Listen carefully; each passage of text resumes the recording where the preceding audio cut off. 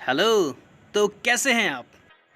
आज हम पढ़ने जा रहे हैं इंग्लिश का बहुत ही इम्पोर्टेंट चैप्टर जो हमें हमारे मोरल वैल्यूज़ के साथ बांधे रखता है और जो हमें हमारी सभ्यता, अस्तित्व और पहचान याद दिलाता है। जी हाँ, मैं बात कर रहा हूँ गांधी जी के द्वारा लिखा गया एक chapter Indian civilisation and culture की।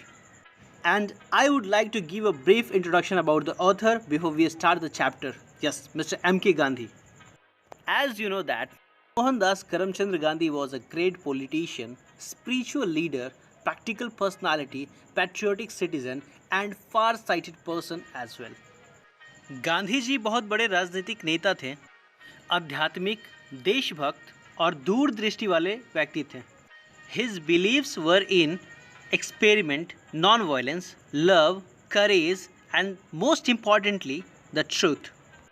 He fully dominated himself to Indian politics till his death. Gandhi ji चीज़ों को नए नए तरीके से करने में अहिंसात्मक रूप से, प्यार के साथ, साहस के साथ और सबसे इम्पॉर्टेंट सच्चाई के साथ करने में विश्वास रखते थे। उन्होंने अंतिम सांस तक खुद को भारत के राजनीति के लिए समर्पित कर दिया था। And finally he made our India free from British rule. As we know that he was born on 2nd October 1869 and unfortunately shot dead on 30th Jan 1948 by one of his soldier Nathuram Godse. In this chapter, Gandhiji talks about the successful journey and the root of Indian civilization. इस chapter में गांधी जी ने भारतीय सभ्यता, Indian civilisation के जड़ के बारे में बात किया है, उसके कस्टम एंड कल्चर के बारे में डिस्कस किया है। और अब मैं इस चैप्टर का एक्सप्लेनेशन देने वाला हूँ, लेकिन उससे पहले मेरी एक रिक्वेस्ट है आपसे कि इस वीडियो को लास्ट तक देखें, तभी आप इन इम्पॉर्टेंट क्वेश्चंस का आंसर दे पाएंगे और समझ पाएंगे कि कैसे पूरे दुनिया के सिविलाइजेशन तहस नहस हो गया, ख़त्म हो गया और भारतीय सभ्यता एकदम स्थिर रहा, इस पे कोई भी आंच नहीं आया, और कैसे वेस्टर्न सिविलाइजेशन या कोई दूसरा सिविलाइजेशन हमारे भारत के महान सिविलाइजेशन से कंपेयर करने के योग्य नहीं है। Now let's start the chapter. I believe that the civilization India has evolved is not to be beaten in the world. Nothing can equal the seed sown by our ancestors.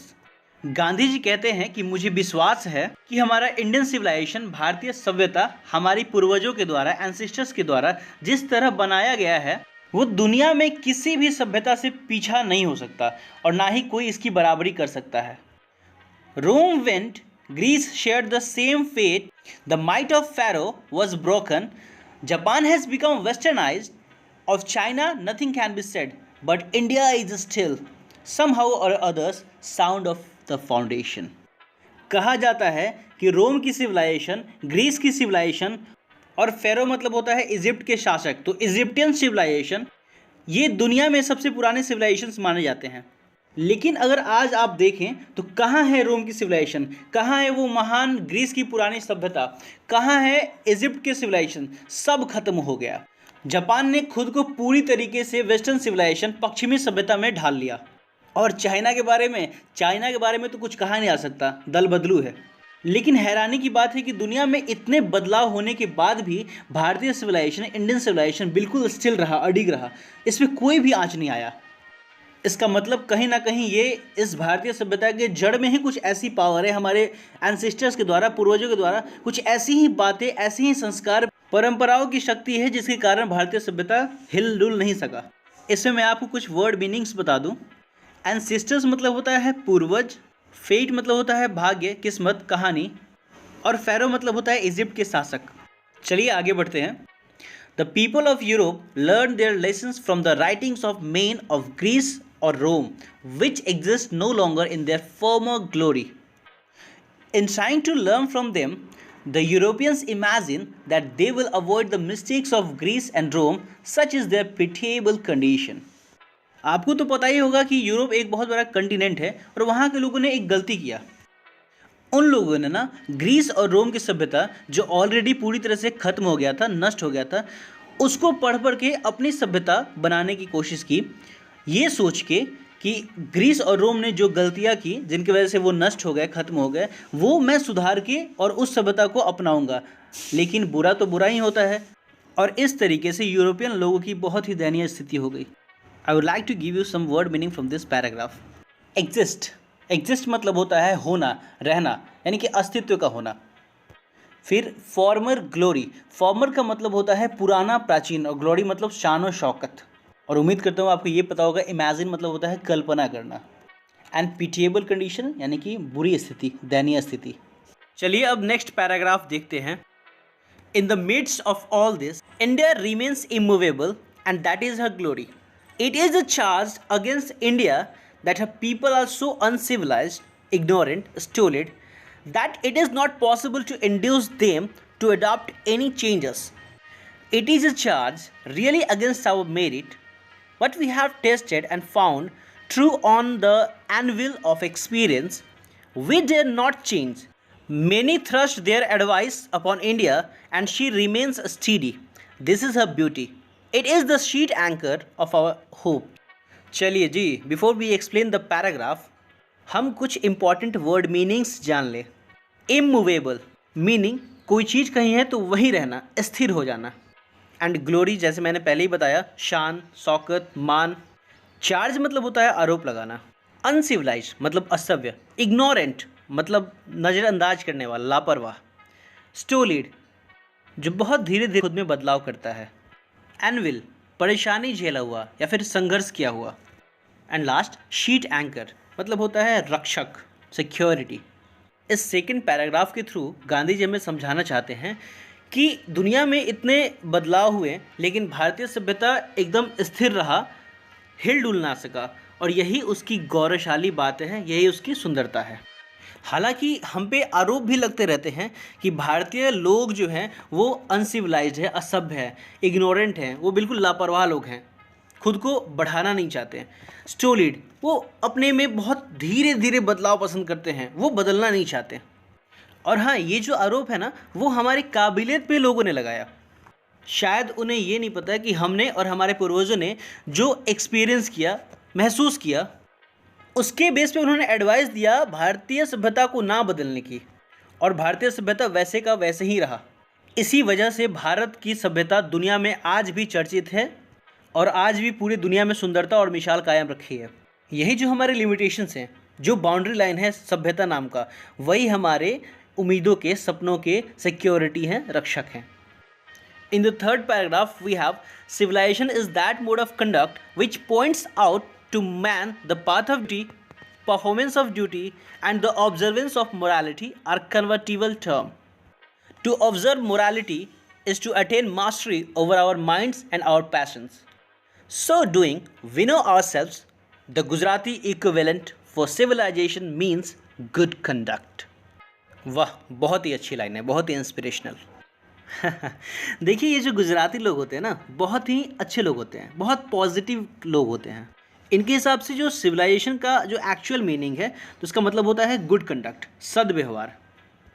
और बहुत हद तक ये बात सही भी है कि अगर हमारे अंदर सद्व्यवहार, अच्छे व्यवहार होंगे, अच्छे से बातचीत करने आएंगे, अच्छे विचार आएंगे, तभी तो कोई हम सभ्य कहेगा, सिविलाइज कहेगा। अगर थर्ड पैराग्राफ की मीनिंग को समझे तो ये कहता है कि जो हमारा सिविलाइजेशन है, व्यवहार है, विचार है, वो हमें सही कर्तव्य करने योग्य बनाते हैं, और कहीं ना कहीं हमारे कर्तव्य में, ड्यूटी में परफेक्शन भी आता है। और सबसे इम्पॉर्टेंट, इस सिविलाइजेशन की वजह से, जो हमारा सद्व्यवहार है उसकी वजह से हम मोरल वैल्यूज़ को भी जानना शुरू कर देते हैं। कुछ यूँ समझ लीजिए कि अगर हम मोरालिटी को, नैतिकता को समझना सीख लेते हैं तो हम अपने माइंड को और पैशन को भी समझना सीख लेते हैं, और अगर किसी चीज़ को हम समझना सीख लेंगे तो उस पर कंट्रोल भी करना हम सीख लेंगे।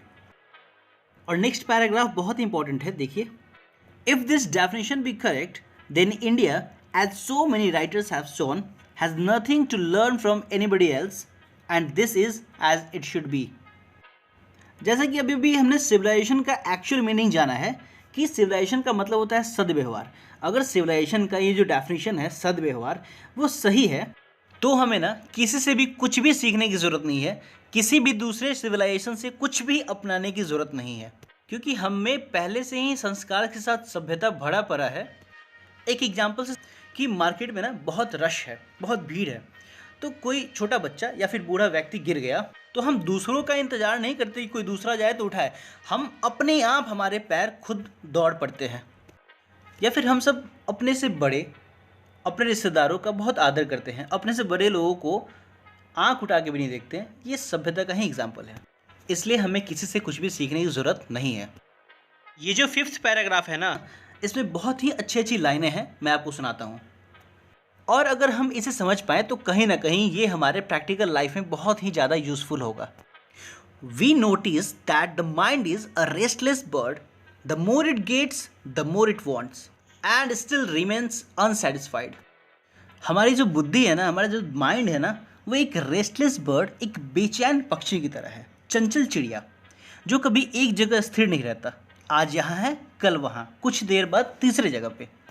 इसकी एक बहुत बुरी आदत है कि जितना इसे मिलता है, इसकी इच्छाएं और बढ़ जाती हैं, फिर भी असंतुष्ट ही रहता है। The more we indulge in our passion, the more unbridled they become. जितना हम अपनी इच्छाओं को बढ़ाएंगे ना, उतना ये जिद्दी बन जाएगा, अनकंट्रोलेबल हो जाएगा। Our ancestors therefore set a limit to our indulgence. They saw that happiness was largely a mental condition. हमारे जो पूर्वज होते थे ना, बहुत बुद्धिमान हुआ करते थे। They were far sighted, दूरदृष्टि वाले हुआ करते थे। हमारे पूर्वजों ने कहा है कि हमें अपनी इच्छाओं पर नियंत्रण रखना चाहिए, एक लिमिट सेट करना चाहिए। वो जानते थे कि अपनी इच्छाओं को बढ़ाने में खुशी नहीं मिलती और घटाने में दुख नहीं मिलता। ये जो खुशी और दुख है ना, वो एक मेंटल कंडीशन है, मानसिक स्थिति है। चीज़ों को खो देने से या फिर पा लेने से खुशी और दुख का कोई संबंध नहीं है। अच्छा जी, अब इस पर भी एक एग्जाम्पल देख लेते हैं। बचपन में ना मेरे पास एक साइकिल नहीं थी, तो मैं सोचता था कि मुझे एक साइकिल मिल जाए। तो कुछ दिनों में साइकिल मिल गया और मैं खुश हुआ। फिर एक दिन मैं मार्केट जा रहा था और एक भैया मेरे बगल से मोटरसाइकिल से निकल रहे थे। तो मेरे मन में फिर इच्छा हुई कि काश मेरे पास भी एक मोटरसाइकिल होता। तो मैं घर गया, कुछ दिनों बाद मैं रोना चिल्लाना शुरू किया। मेरे पापा ने मुझे मोटरसाइकिल दिलाया, फिर मैं खुश हुआ। वैसे ही कुछ सालों में एक मैंने कार देखा, फिर इच्छा कार की हुई। जी हाँ, कुछ ऐसी ही हमारी इच्छाएं बढ़ती रहती हैं। हम सोचते हैं कि हम ये हासिल कर लेंगे तो खुश हो जाएंगे। नहीं, वो टेम्पररी खुशी होती है। अगर आप अपने छोटे और लिमिटेड रिसोर्सेज से सेटिस्फाइड हो तो आप हैप्पी हो। Now let's know some word meaning from this paragraph. Unsatisfied मतलब असंतुष्ट, indulge मतलब शामिल करना, unbridle मतलब अनियंत्रित, uncontrol. Moving on to next paragraph. A man is not necessarily happy because he is rich or unhappy because he is poor. The rich are often seen to be unhappy and the poor to be happy. Millions will always remain poor. ऐसा बिल्कुल ज़रूरी नहीं है कि कोई आदमी अगर वो अमीर हो तो वो हमेशा खुश रहता है और कोई गरीब हो तो दुखी होता है। अक्सर ऐसा देखा गया है, जो रिच होते हैं ना, वो ज़्यादातर अनहैप्पी होते हैं पुअर पीपल के कंपैरिजन में। बिकॉज पुअर पीपल के पास कुछ नहीं होता, वो लोग बिल्कुल टेंशन फ्री होते हैं, आराम से रात की नींद चैन से लेते हैं। हाँ, गरीबी के कारण थोड़ा बहुत टेंशन होता ही है लाइफ के बारे में, लेकिन अगर अमीरों की बात करूं तो उनके पास बहुत ज़्यादा काम होता है, बहुत ज़्यादा धन होते हैं, पैसे होते हैं, तो हमेशा वो टेंशन में रहते हैं कहीं कुछ नुकसान ना हो जाए। कभी भी वो चैन से नहीं बैठते। पुअर तो पुअर हैं ही, लेकिन रिच पीपल अनहैप्पी होने की वजह से भी पुअर हैं। तो लाखों करोड़ों लोग दुनिया में पुअर ही होते हैं।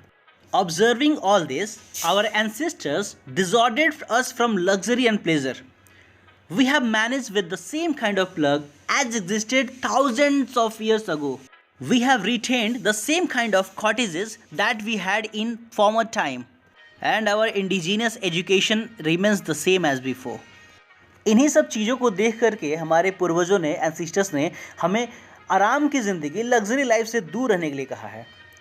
हमने आज भी जो हज़ारों साल पहले किए जा रहे थे खेती गृहस्थी, आज भी हमने उसी तरह के अपने खेती गृहस्थी को बचा कर रखा है। आज भी हम वही करते हैं जैसा हज़ारों साल पहले हुआ करता था। आज भी हमारे घर के संस्कार, आज भी हमारे घर के शिक्षा परंपरा उसी तरीके से है, बिल्कुल बदला नहीं। आज भी हम वही पुरानी सभ्यता को पालन करते हैं जिससे हम आज खुश हैं। We have had no system of life corroding competition. Each followed his own occupation और trade and charged a regular wage. हमारे पूर्वजों ने ना कोई भी ऐसा सिस्टम नहीं बनाया जिसकी वजह से हम अपनी लाइफ के भागदौड़ में अपनी ज़िंदगी ही ख़राब कर बैठे। यहाँ हर आदमी अपना ही काम करता है और रोज़ाना कुछ ना कुछ कमाता है और अपनी लाइफ को हैप्पीली एंजॉय करता है। It was not that we did not know how to invent machinery, but our forefathers and sisters knew that if we set our hearts after such things, we would become slaves and lose our moral fiber. ऐसा नहीं था कि हमें नहीं पता था कि मशीनों की आविष्कार कैसे करें, हमें पता था, लेकिन हमारे जो पूर्वज थे, फोरफादर थे, वो जानते थे कि अगर हम अपना दिल इन सब चीज़ों के पीछे लगा बैठें तो हम इनके गुलाम हो जाएंगे और हम अपनी नैतिकता को खो देंगे। और हाँ, ऐसा हम सबके साथ कई बार होता है। अगर हम अपने घर में ही एक एग्जाम्पल लें तो आज के ज़माने में लगभग सभी घरों में वॉशिंग मशीन होता है और आप मानो या ना मानो, हमें उसकी बहुत बुरी तरीके से आदत पड़ चुकी है।